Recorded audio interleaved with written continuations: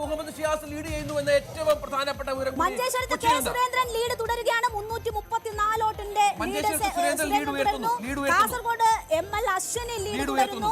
ഉദുമയിൽ CH Kunhambu ആണ് 175 LDF-ന് lead. Uduma പിടിക്കും എന്നതായിരുന്നു കോൺഗ്രസിന്റെ അവകാശവാദം ഇത്തവണ.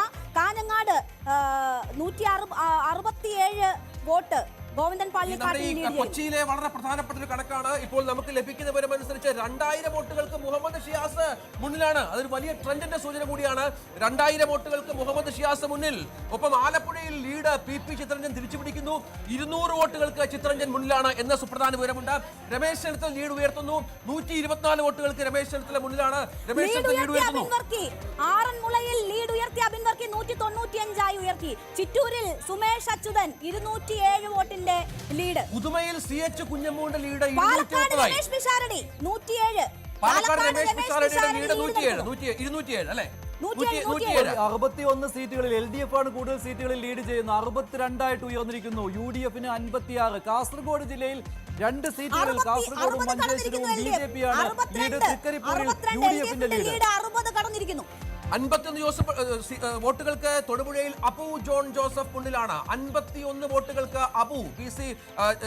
ജോസഫിന്റെ മകൻ പി ജോസഫിന്റെ മകൻ അബു ജോൺ ജോസഫ് മുന്നിൽ.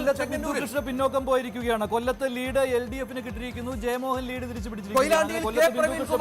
കൊയിലാണ്ടിയിൽ കെ പ്രവീൺകുമാർ 58 വോട്ടുകൾക്ക് മുന്നിൽ.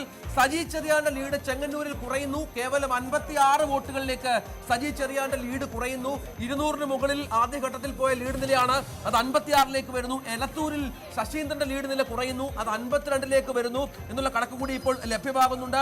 നേമത്ത് NDA മുന്നിൽ വന്നിരിക്കുന്നു. കാസർഗോഡ്, നേമം, മഞ്ചേശ്വരം എന്നീ സ്ഥലങ്ങളിൽ ഇപ്പോൾ NDA സ്ഥാനാർത്ഥികൾ ലീഡ് ചെയ്യുന്നു. പാലക്കാട് NDA പ്രതീക്ഷിക്കുന്ന സ്ഥലത്ത് അവിടെ ഇപ്പോൾ രമേശ് പിഷാരടി 54 വോട്ടുകൾക്ക് മുന്നിലാണ്.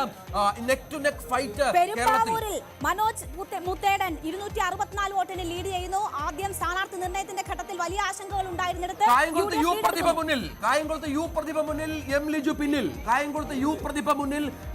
പിന്നിൽ എന്ന വളരെ പ്രധാനപ്പെട്ട ഒരു കണക്ക് കൂടിയുണ്ട്. കായംകുളത്ത് യു പ്രതിഭ ലീഡ് തിരിച്ചു പിടിക്കുന്നു.